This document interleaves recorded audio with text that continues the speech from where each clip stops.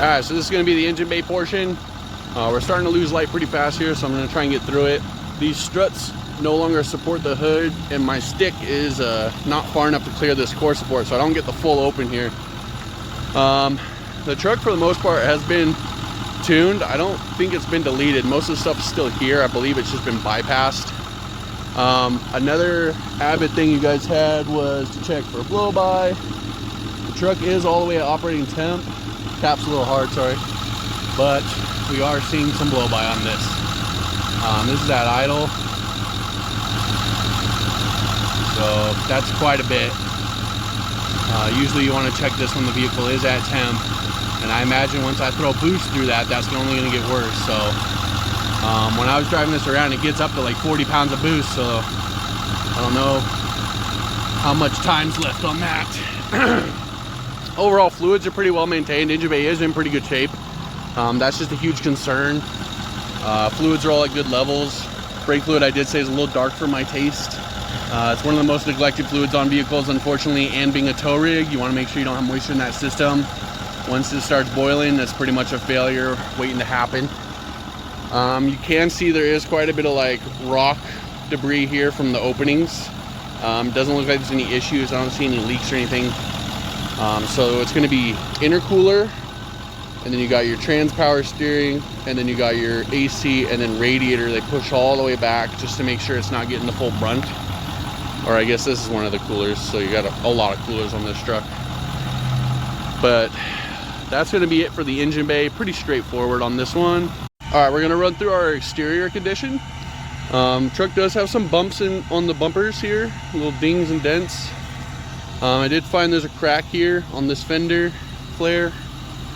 And then on these bed supports, these are kind of broken here, both sides. The other one's missing. Paint's in pretty good shape. I don't see any like major scratches or weird paint marks or anything like that. You can see like a little bit of orange peel in here. But I believe it's just from like getting beat up from the road. You'll see it in the headlights too. There's a lot of chipping here from just following. Like you said on the grill. See here with the bend, there's a bend there. Mirrors, everything do what they're supposed to. It does have some like old faded pinstriping that's starting to peel. Glasses all in good shape. Lights are all in pretty good shape. Everything works as it's intended, so looks good. I mean, for a truck like this, I usually see these bumpers all munched up. I mean, they're dense, but usually they're munched. It's pretty normal for these things. They get put through a lot, so not too bad. Nothing that like really drew me in saying, hey, you need to get this pulled apart, you know what I mean? You'll see some rub in here. It's pretty normal on these trucks. They have to get put in some weird positions to get through their load or pull their load wherever they went. Pretty good. All right, the undercarriage is not going to be as fruitful. This did come in as a later inspection, and during winter we run out of daylight really fast here. They do have a nice undercoat on this truck. It doesn't look like it's covering up too much. Like where I could peel at certain points looks pretty good. The mirror's just not doing us justice today. I'm sorry, folks. See if I can angle this a little better. Right there. Okay, so that's your transmission pan.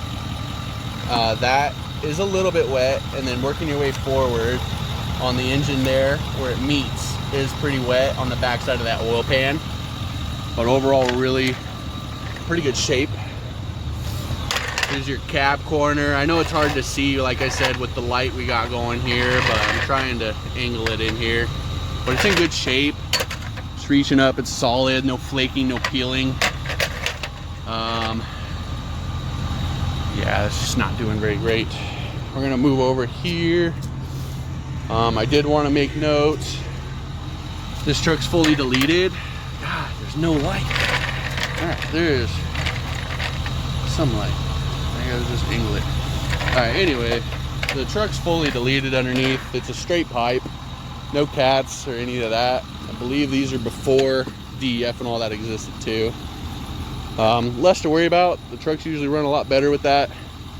So that's going to be our undercarriage. I do apologize, we just ran out of light on this one. All right, so we're on the inside here. A little bit of wear on this wheel, but nothing crazy. Nothing that would bother me. I mean, unless you don't like that stuff.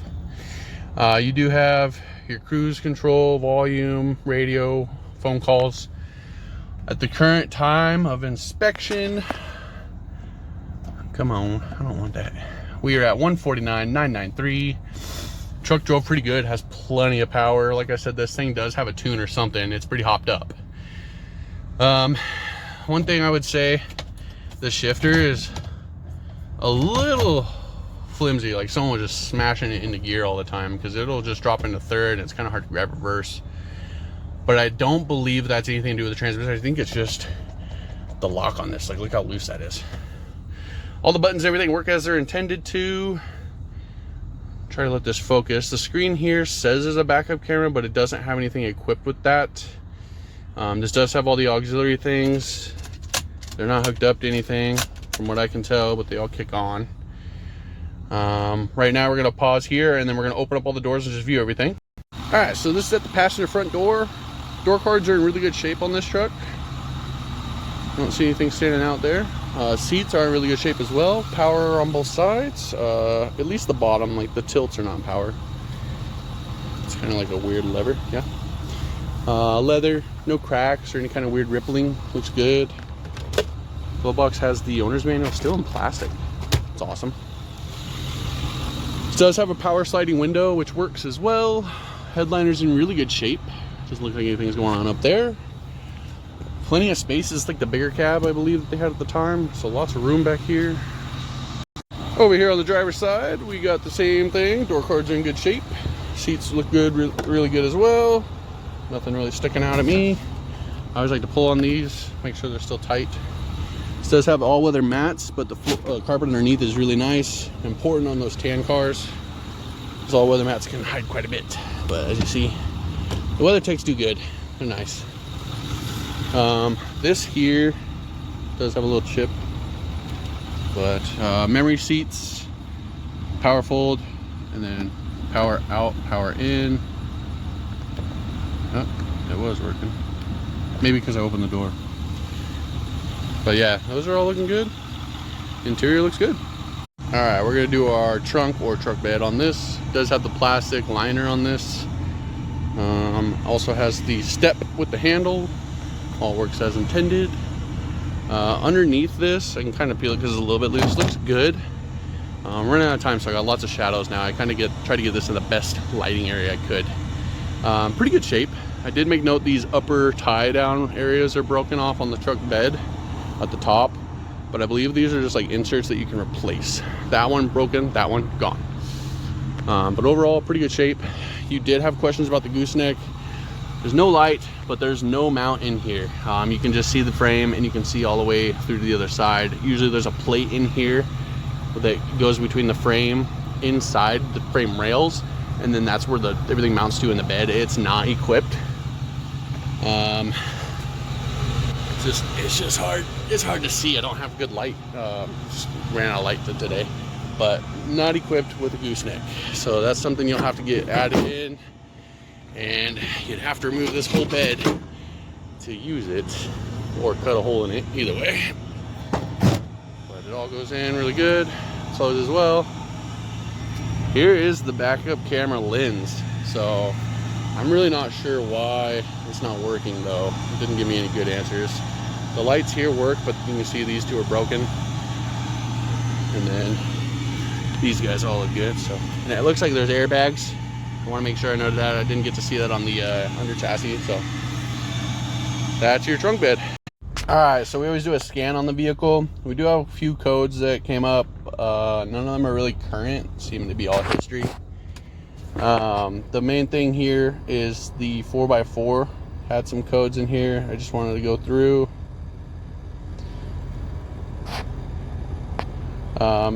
Basically, I couldn't get to a point where I could tell if the four-wheel drive was engaging or not. I don't get any binding under hard turns, especially in 4 low. And then with the codes that were on here, it says open circuit on the transfer case on a few different places. So for me, it kind of seems like this might be stuck in 2-wheel drive. Like I said, it's hard. Like, I'm in a pavement parking lot. It should bind up on full lock, especially this big of a truck and a dually. Nothing. I could turn it all the way, no resistance, no kind of anything going on there. So that would be a concern for me. We can't lift the vehicle up off the ground to see if all four wheels spin or not. Most of the time, solid axle trucks will get a little bit of a hop when they're full lock when they're in 4 lows. So that's something to check on here. And then we're gonna move over to our monitors. All right, so this is gonna be our monitors. As you can see, the EGR and CATs and stuff are all gonna have red X's. A lot of this stuff's gonna be because it's been deleted. So basically they told the computer to stop checking that stuff. These things, they can't tell to stop checking it, so they basically disable it so you don't get a check engine light, but it's still registering that it's not meeting standards, because it's not. You don't have any kind of emissions system working in this. It's pretty normal on diesels, especially in our area. It's just what these will look like, so as to be expected. All right, I'm gonna start on our conclusions here. I always like to have everything lit up so you can get a good nice view of it. I did have a few things, concerns, I guess. My first one will be the 4-wheel drive I wasn't able to get working. I did forget this has the manual hubs. Once I locked those in place, started working. So hopefully those codes that we had for the 4-wheel drive system have been resolved. Like I said, they weren't active, but they were there. The other thing was the blow-by. You'll see in the engine bay, it's pretty apparent. The truck was at temperature when I got it, so it was really easy for me to find that out. The other item is the gooseneck. There's no plate in here. It's just frame and then bed. There's no openings or anything. But overall, the truck's in good shape. It just has a few mechanical things that I would need seriously addressed. The blow-by is really apparent. The cap was almost hard to pull off with the pressure. Once I got it off, and you could just see the steam blowing out of there, right? There's some dings, some dents on the bumpers here. Nothing really major done to the body except for the passenger side flare. The wheels have some scuffs, but they're nice Alcoas. Tires are all really good. They don't match, but it's pretty common on duallys. Usually they'll do like the back 4 and then the 2 front when they need to. Truck drives good, plenty of power. All the tow haul stuff works. It gets going well. Stops really good. But that blow-by, it has to be addressed. This is on a tune or something, right? So it's pushing quite a bit of boost, and that blow-by is only going to get worse if it doesn't get addressed. I know you say you're going to use this for pulling and hauling and everything, so you might want to just think about that one. But not bad. Pretty good.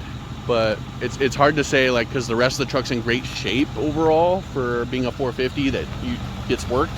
Interior is really nice, exterior is really nice, but that blow-by is not good. And I know you're looking for a gooseneck and stuff, and this hasn't had any extra except for the bumper toe. But it has a pretty good drivability though. Just some things to think about. I don't know, because blow-by is not like a quick, easy fix, unfortunately. So you kind of have to go from there. I know you're dealing with that on a current vehicle. So we're going to stop our video here, and that's going to be our conclusion.